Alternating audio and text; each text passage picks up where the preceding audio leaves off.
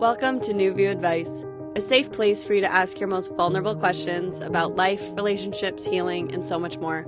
I'm your host, Amanda DeRocher, and I believe our fears and traumas are often what hold us back from living life to the fullest. Join me here each week as I offer advice on how to move through whatever is holding you back from being your best self. Let's get started. Hey there, beautiful. My name is Amanda DeRocher, and this is New View Advice. If you're new here, this is a healing-centered advice podcast. So what that means is I am here to answer questions for you along your healing journey. I am here to be transparent with you about my own healing journey and to have these tough conversations and for us to help each other heal and to grow. Along my own healing journey, I found that doing the inner work was the best gift I ever gave myself, but at times it can feel really lonely. So my intention is to create a safe space where we can do this together and to feel less alone. Thank you so much for joining me for today's episode. Today we are going to be talking about body image and how complicated our relationship with our bodies can be and how important it is to heal our relationships with our bodies. We only have one body, so it's so important to learn to love our bodies. So not only do we have to learn to love the inner children with us and our emotions and every aspect of us, even parts we consider bad, we have to learn to love all of ourselves. And part of that is learning to love our bodies. We live in a culture and a world that really teaches us to punish our bodies or is constantly advertising why our body is bad and things that can fix it. And we live in a world with so many people who have complicated relationships with their body, and we're fed body images that all kind of look the same through movies. I know that's starting to change, but if we're honest, we still turn on the TV and see a hell of a lot of skinny people and a certain type of skinny people, like a size 0 skinny.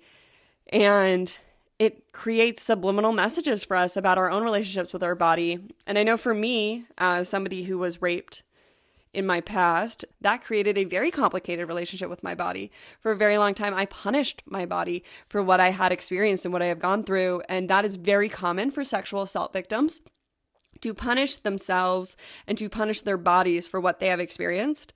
People also punish their bodies who have experienced other types of physical abuse.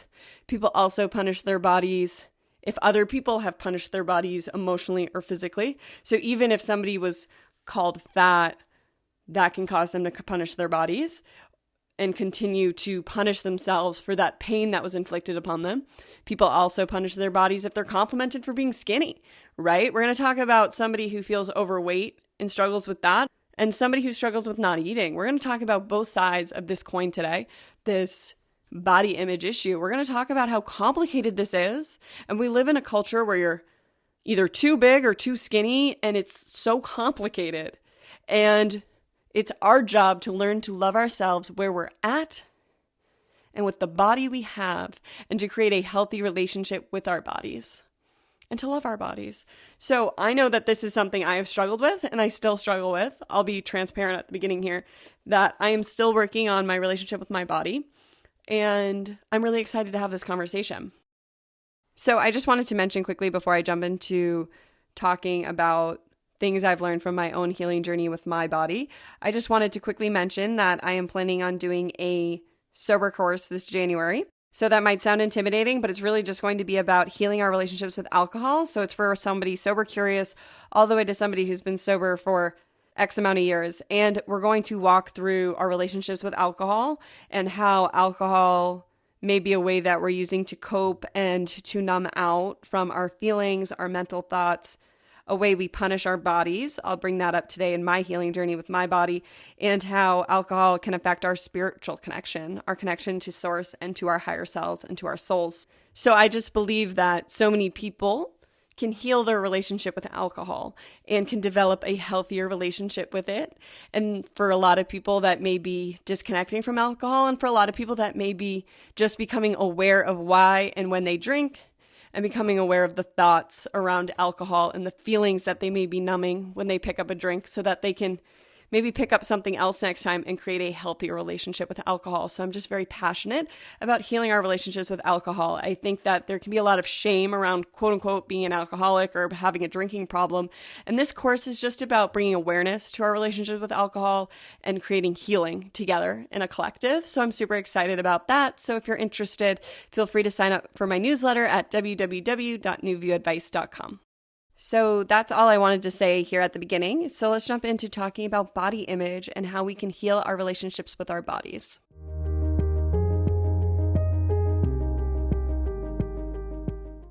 I just want to start this episode with a little conversation about my relationship with my body. I want to be really transparent here about how much I've struggled with my own relationship with my body and how I've honestly felt like I've been at war with my body for a very long time.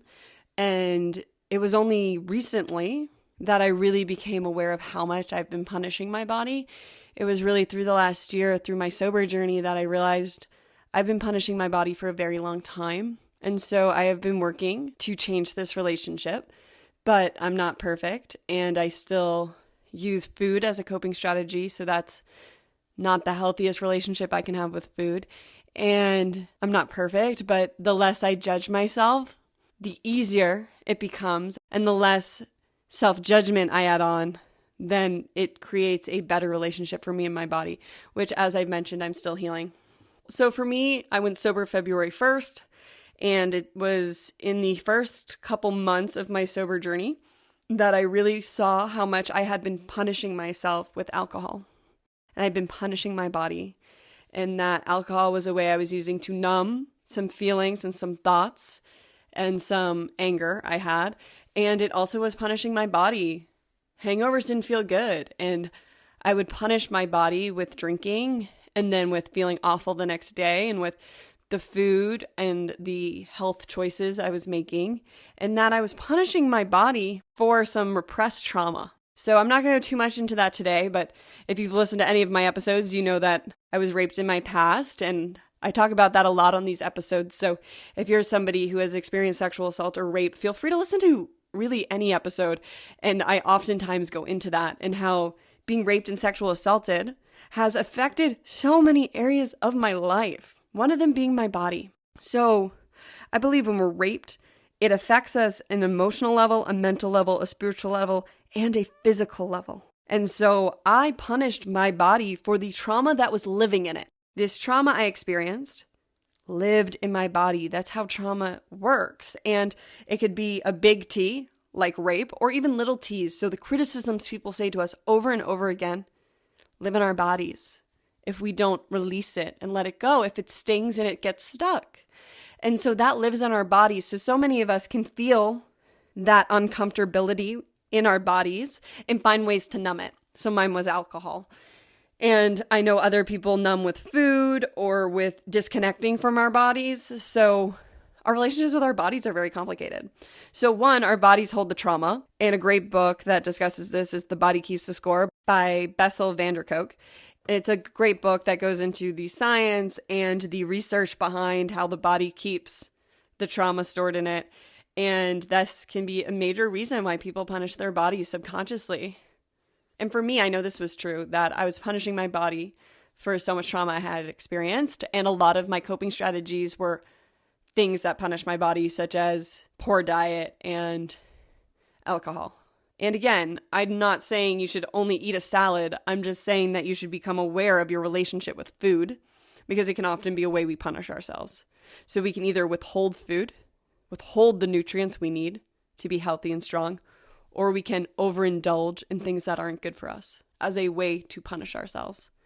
I invite you to explore your relationship with food, because that can oftentimes be very eye-opening to our relationships with our bodies.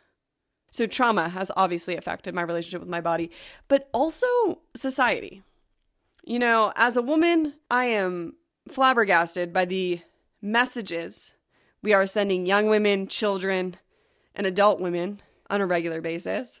So I recently turned 30. I turned 30 over the weekend, and I found myself having these thoughts about being old, right? Leading up to my 30th birthday, I've been having these thoughts about, am I old when I'm 30? Because there's so much messaging about, yes, you are. Like, you talk to a woman who's 40 and she laughs at you at 30 for saying you're old, but it's the messaging of our society that makes me feel that way.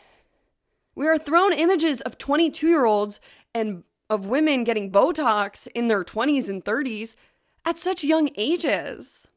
And women having plastic surgery and women looking a certain way and young beauty being praised, right? So It's not that I'm crazy or wrong for having these thoughts about being old. It's about becoming aware of where this messaging is coming from.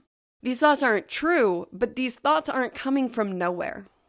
And I have noticed that. And for a long time, as somebody who aspires to have their movies on the big screen, I'm very aware of the programming from movies and the subliminal messaging from movies. And when you turn on the TV, you see a lot of skinny people. And the larger people, you notice because they're surrounded by size zeros. The TV in the movies does not reflect the real world. It doesn't reflect the body sizes we see on an everyday basis. But those messages start to sink in. What is beauty? Like this TV character is praised for their beauty. I know that I took these messages in hardcore as a teenager. I used to love shows like The OC and One Tree Hill, and I would try to imitate these people. And so I would do some of the weird things that people do on teen shows, and I would find that they weren't cool.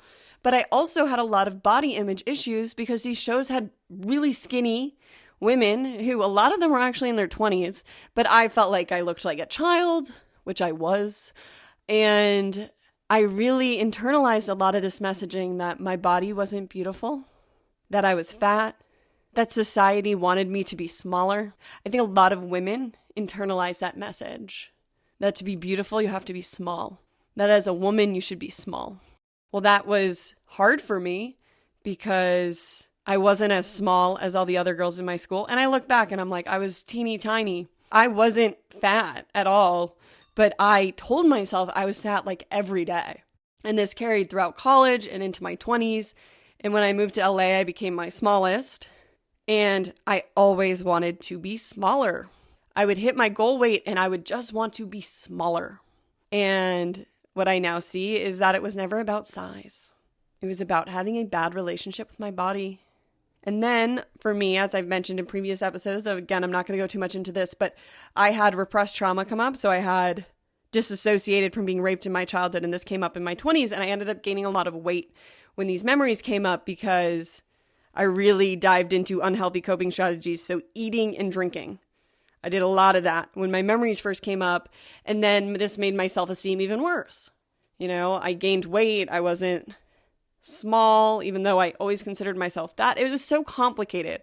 And I only talk about all this because I'm hoping people out there can relate to feeling like your body's never good enough. So today, the healing isn't about changing what you eat, stopping drinking or whatever, going on a diet. No, today is about healing your relationship with your body and becoming aware of your relationship with your body, aware of your relationship around food, aware of your relationship around substances.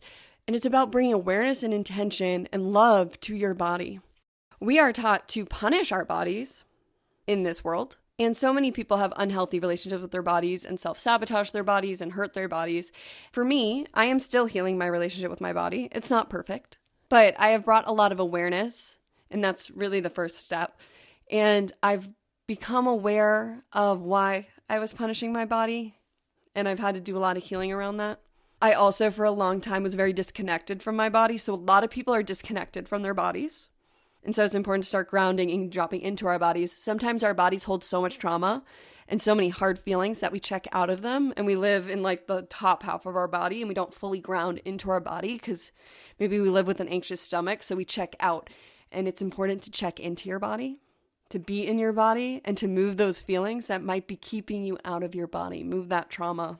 And what I've started to do is question the messages I've internalized, like 30's old. 30 is not old. I do not want to go back to 22. I am so grateful to be 30. I am so grateful to be done with my 20s. If anybody's in their 20s and they're rough, I swear it gets better. Life gets better. I am so grateful to not be 22, yet there's so much of society that praises that beauty and would want me to stay 22 forever. I'm so glad I survived my 20s. A lot of my 20s felt like, holy shit, is this ever going to end? Am I ever going to feel like I'm stepping into myself? And that's what my 20s were. My 20s were for healing, and my 20s were learning who I really am. And I think that's a lifelong question, but really becoming more in tune with myself and connecting back to myself. So I'm so grateful for my 20s, but Don't want to be 20. And another thing that has helped me along my healing journey is to be really loving to my body. So to incorporate into meditation, I love you, body.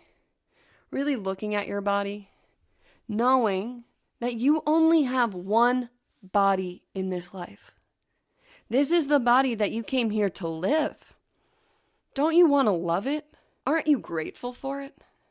This is the body that allows you to hug your loved ones, that allows you to speak your truth, that allows you to see what's true in this life, that allows you to watch your kids grow up, that allows you to see and feel the beach, to feel nature. That's your body's gift to you.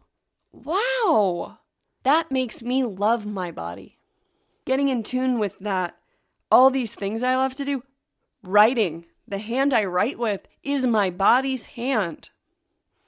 The mouth I speak to you with through this podcast is the mouth of the body I have. I have one of them to show up in this life.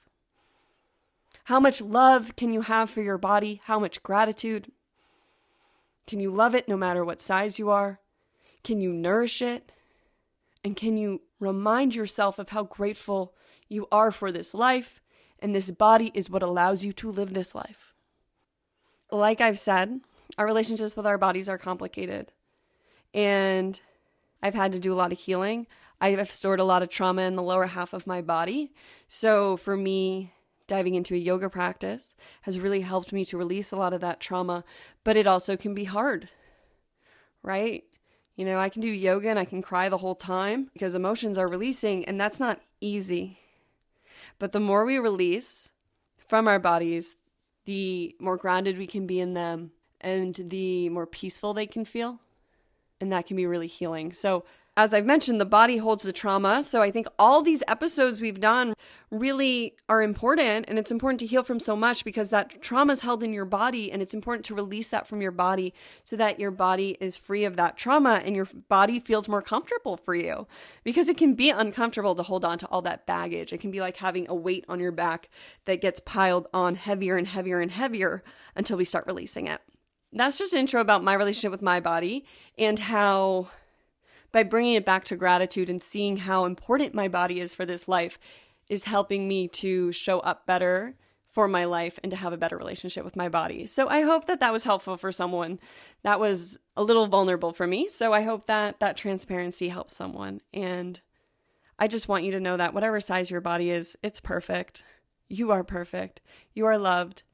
And I believe that the more we love our bodies, the more we feel better in our bodies, right? I feel better in my body when I look at it with love than when I look at it with hate. You know, our bodies reflect back to us how we feel about ourselves. So I think it's so important to heal our relationships with our bodies. Let's jump into 2 questions.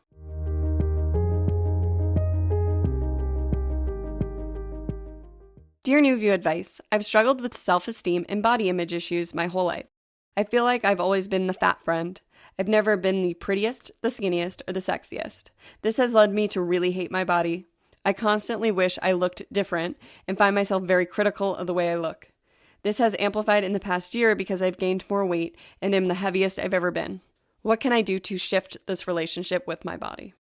Thank you so much for this question. I think that a lot of people can relate to this question. And I know I can relate to this question. And there's been times I really hate my body. And I think that this is a great conversation for us to have. And I think a lot of people have gained weight in the past year. Your question talks about gaining weight, and the next question actually talks about losing a lot of weight over the pandemic. But both questions have a similarity of a unhealthy relationship with our bodies. And what I mean by unhealthy is a unloving relationship with our bodies. That is not healthy. It is not healthy to hate our bodies. So I will be talking about this from a healing perspective. This is not medical advice. I am not a doctor, but I am going to talk to you about healing your relationship with your body, which oftentimes when we heal our wounds around our body, we are able to show up differently in our lives and create new choices and more loving choices towards our body. And that is different for everyone. So first I want to say that it sounds like you're really hard on yourself, calling yourself the fat friend, and saying that you've never been the prettiest, the skinniest, or the sexiest. I'm so sorry you feel this way about yourself. I'm so sorry that our society has made it that beauty is a competition. I believe beauty is an inside job. I believe that we can all be equally the prettiest. We can all be beautiful.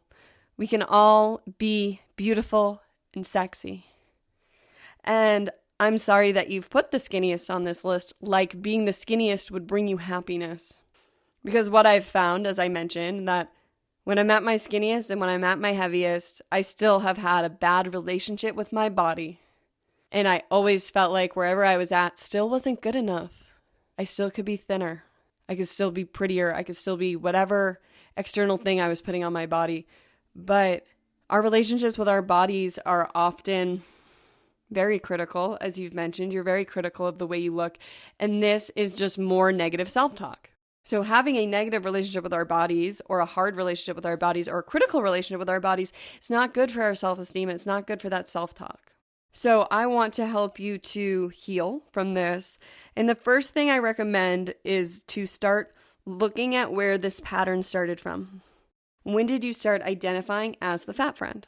When did you start identifying as not pretty, not sexy, not skinny? When did you start identifying this way?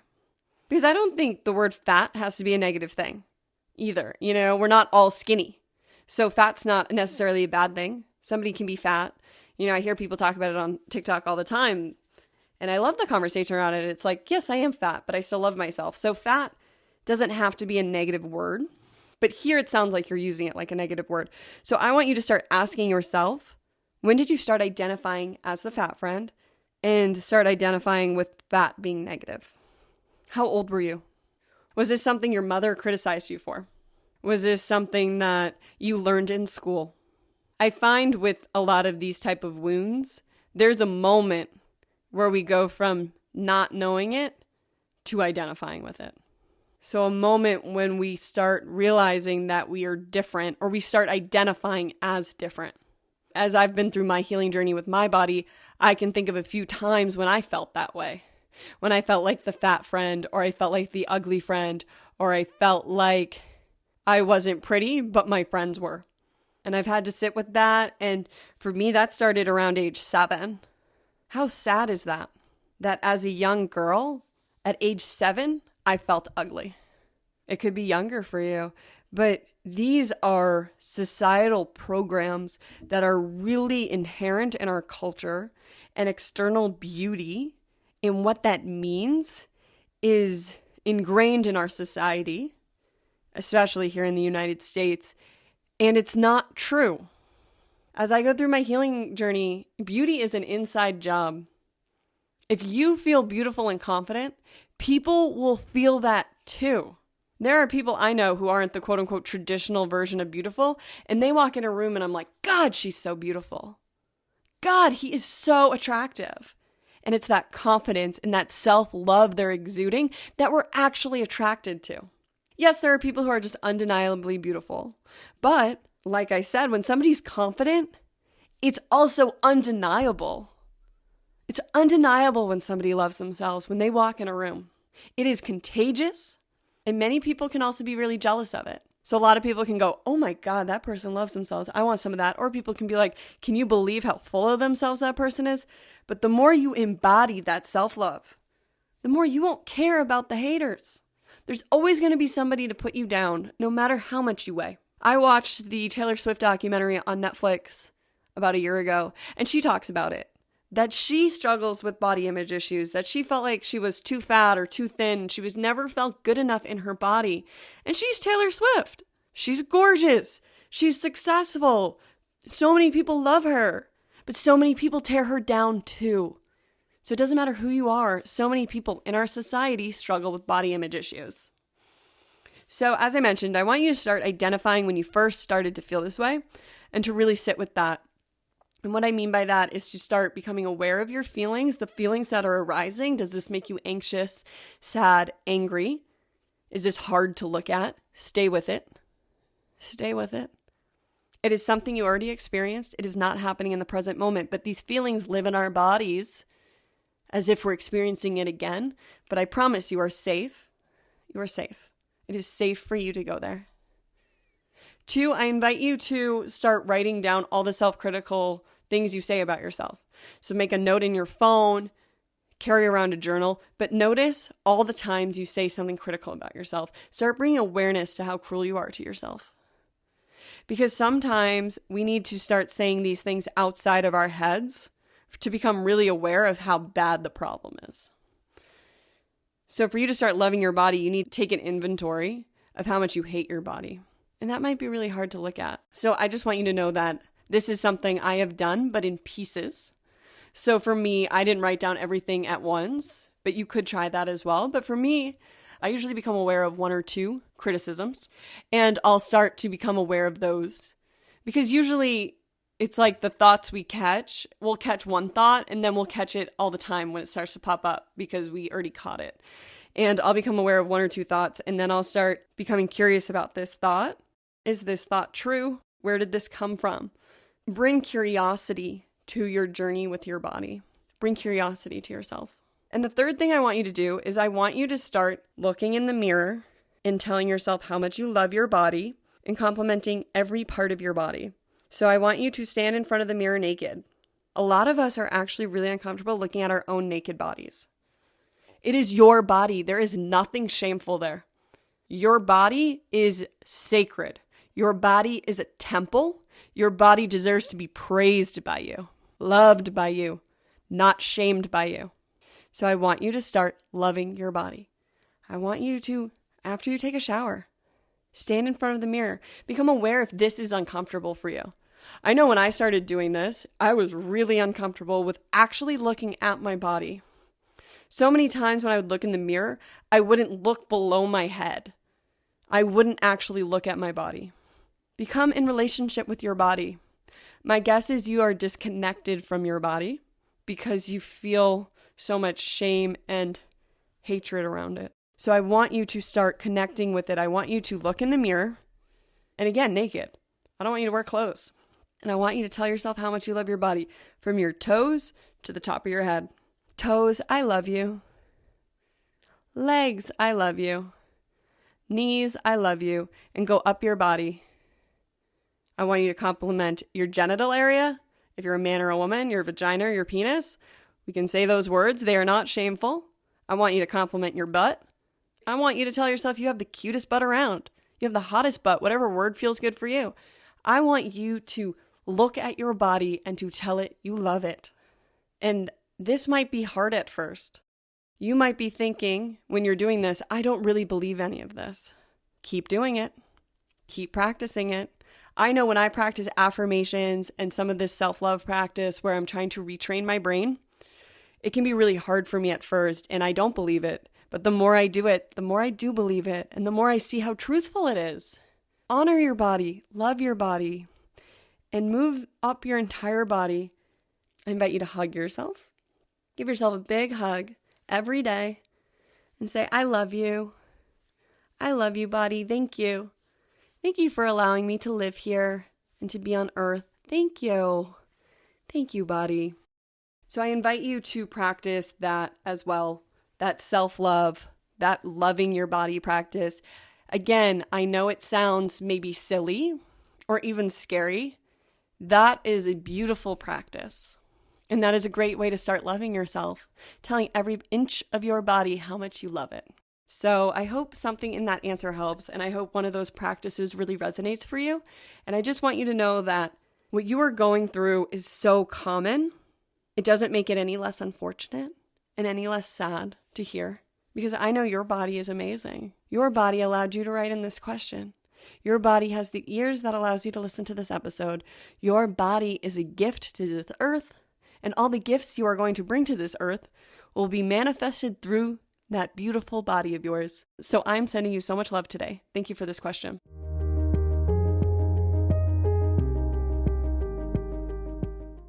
Dear New View Advice, over the past year, I've lost a lot of weight. I find that I don't eat when I'm stressed and anxious, and I have had a lot of anxiety recently.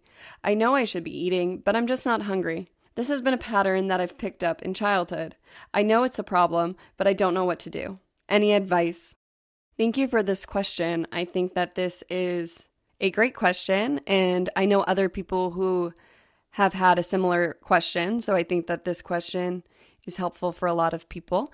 And I am really sorry that you've had a lot of stress and anxiety. And I'm sorry that you are seeing this taken out on your body. And I want to help you become more connected with your body, because what I think is happening here is that you are very disconnected with your body. You're not eating because you think you're not hungry, but our bodies need food to feel nourished. And I want to help you ground into your body because I think that could really help you. I also just want to start this question with, I am not a doctor.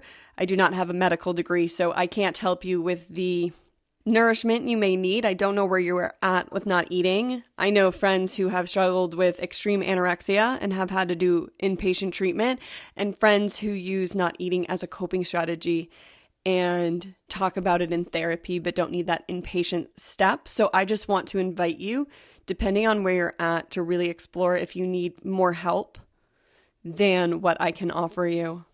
Okay, so I want to start this question with talking about how I think you're really disconnected from your body and how we can ground into your body. Because I found on my journey that I actually didn't know what hunger felt like in my body until I started grounding into my body. So for like the first 25 years of my life, I actually didn't know what hunger felt like. And I just always thought I was hungry, or I assumed I was hungry, but I was really disconnected and I would get really hangry, which is a term that people use for people when they get angry because they're so hungry. So I was so disconnected from my body that anger would be the sign that told me I was hungry, not pings in my body. And that's because I wasn't in my body. I don't think you are in your body. You need to drop in your body. But a lot of people who struggle from constant anxiety don't want to drop into their body because anxiety is a very uncomfortable emotion. Anxiety is very uncomfortable. So for you, I think you need to drop into your body. And how you can do this is through a meditation practice, becoming really in tune with your body, and visualizing your chakras. So I talked about the chakras on one of the episodes, so I'm just going to talk about them coming up the spine, but I want you to visualize yourself grounding, or visualize a white column of energy dropping into your root chakra, so the base of your spine, and become really in tune with feeling that base of your spine. Feel your butt sitting on the seat or lying down. And there's a lot of body meditations out there. I'll link some in the show notes. Become in tune with your sacral chakra that's right below your belly button. Feel into that. Become in tune with that while you are sitting in meditation. Drop into your solar plexus right above your belly button. How does that feel? Do any of these feelings feel tight or uncomfortable? Just become aware. But send this white light to these parts of your body. And now visualize a white light reaching your heart. And you know where that is, the center of your chest. Visualize a white light reaching your throat. So the center of your throat, your third eye, the middle of your forehead, and your crown chakra, the top of your head. And really spend time in each of these major energy centers. And feel what it feels like in your body. Breathe into these spots. But this could be a great way for you to ground. 2, I invite you to start doing yoga and to start dropping into your body through a yoga practice or an exercise practice. So I don't recommend cardio for you for grounding into your body, because cardio can keep us in fight or flight actually, and can keep us out of our bodies because it activates the part of our nervous system that keeps us in fight or flight with cardio. So you want to drop into your body. So I recommend strength training, weights, or a yoga practice. This can be really good about getting in touch with your body and seeing what parts of you are tight. I think for a second thing, you need to start looking at your anxiety. You need to start becoming in relationship with why you are anxious, why you are worried, why you are living in the future, and fears of the future. So anxiety is living in the future, depression is living in the past. So it sounds like you have a lot of fears of the future. The fear of what's going to happen is keeping you out of the present moment, which is keeping you ungrounded, which is keeping you disconnected from your body. What are you so worried about? Write it down, journal about it. Did somebody teach you to worry about everything? I know that this is often a familial pattern. So oftentimes people who have worried parents create worried patterns, or children who are forced to take care of their parents. So we're very codependent children, take on all the worries for the household because they had irresponsible parents. So then they grow up and continue to caretake and worry about everybody except for themselves, So that could be what's happening here, is that you're not taking enough time to take care of yourself, but you not eating is a sign that there is something wrong. You are out of connection with your body. You are out of alignment. You are not in good relationship with yourself. It is not a nonchalant thing. Again, you have one body. Please take care of it. Please get in relationship with it. Please learn to love it. It's hard, but it is worth it, and it is work we all need to do. I also invite you to ask yourself if you have subconscious messaging around being thin. A lot of women, I don't know if you're a woman or if you're a man or if you are non-gender specific, but I know for women, we are taught to stay small, and one way we do this is with our bodies. One thing is that society compliments us when we lose weight. I don't know if you've ever noticed that, but if you go on a diet and you lose weight, people will be like, oh my God, you look so great. Why? Why do I look better now than I did then? 2, we're just taught to be little. Like I said, if you look on the TV, it's skinny women, it's thin men. You do see different size men, but people are thin on TV. People are thin, and we program it into our minds to stay little. Glennon Doyle has talked a lot about this through her books. So I invite you to take a look at maybe some of her readings. My favorite Glennon Doyle book is Untamed. I think that is an amazing book for everyone to read. And she talks about how she really believed she was supposed to be small and teeny tiny. And I've believed this about myself. I'll finally feel worthy once I hit a certain weight. I'll finally feel worthy when I'm small. And I've had people compliment me when I'm skinny. And that feels good. That's external validation though. And then that reinforces when I gain weight that I'm no longer worthy of that praise. So I think as a society, we really need to stop commenting on other people's weight. We need to stop just assuming it's a good thing when people lose weight and it's a bad thing when people gain weight. Because for you, it doesn't sound like you've lost weight in a healthy way, or for health reasons. It sounds like you're disconnected from your body, so you're losing weight. And so if you're getting reinforced compliments that that's a good thing, that's not sending your subconscious healthy messaging. So I invite you to become really curious about your messages around being skinny, and if this has something to do with your relationship with your body. Who has told you it's good to be skinny? Who has told you it's important to be small? Who has reinforced to you the importance of being thin? Become very curious with yourself.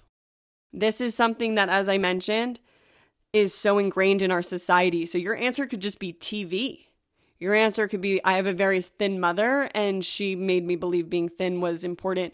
It could be that people have complimented you the thinner you get and you like that external validation. And so if this ends up being the case, that there's an external part there, that means that you need to start an internal dialogue with yourself, and you need to start giving yourself self-love that has nothing to do with your weight. So I invite you to try the naked practice I recommended in the previous question, where you start telling yourself you love your body where you're at, how much you love your body. And I invite you to get in tune with how you're feeling in your body. Is your body tired? Is your body feeling good? Do you feel strong? Do you feel strong and capable to go throughout the day? How are you feeling in your body?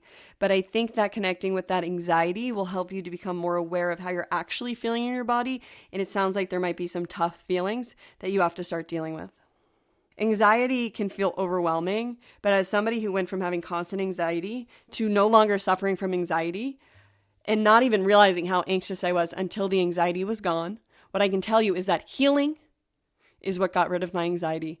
The more I looked at, the more fears I healed, the more trauma I healed, the more of my past I looked at, and I realized how much of my past I was playing out today, how many fears from my past I was still carrying around with me. The more I healed that, the more my anxiety healed and left. Now I don't live with anxiety. Now if I become anxious, it's information for myself. I'm like, I'm anxious. What's going on?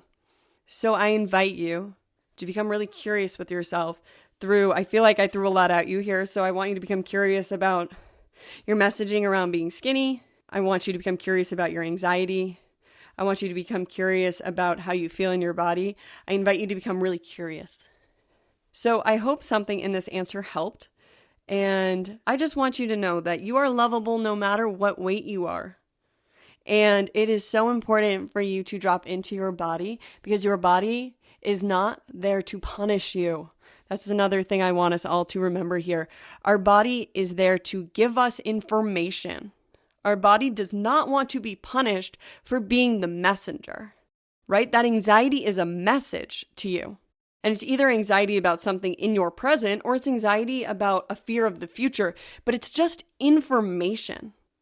And the trauma your body holds, your body is not punishing you. Your body is holding that so you can heal it and move through it and become the best version of yourself. So we all need to start loving our bodies, thanking our bodies, and no longer punishing our bodies for being the messengers of our soul. So I am sending you so much love today. Thank you for this question.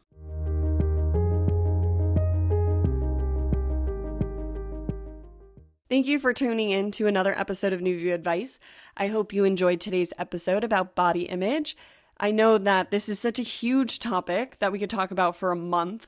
So I want you to know that this is an intro to this topic and this is an intro into healing. And if you have more questions on body image, I am here to answer those. So I wanted to do a quick resource roundup. So the first thing I recommend, and I recommend this to everyone, is to become curious about your relationship with your body. And ask yourself questions about why you feel the way you do about your body. Become curious about the criticisms. Write down the criticisms. That was another thing I recommended today. But start becoming aware of the messages you tell your body and where these came from. 2, as I mentioned, I invite you to write these down. 3, I invite you to love your body and to look in front of the mirror every day naked. This is beautiful for everyone because we are programmed that our bodies are shameful. There's nothing shameful about your body. There's nothing shameful about your desires with your body. There's nothing shameful about your sexuality. There's nothing shameful about your gender or your non-gender. There's nothing shameful about that beautiful body of yours. So I want you to start telling it that you love it. And 4, I invite you to become curious about your anxiety and any feelings that might be in your body. And I also invite you to, another resource is grounding into your body through meditation, yoga, and a weight practice. Thank you so much for joining me for this episode. I wanted to take a moment to just say that if you are struggling with an eating disorder, I wanted to give a hotline number. So there is a eating disorder helpline, and this is for people who struggle with binge eating, overeating, and undereating.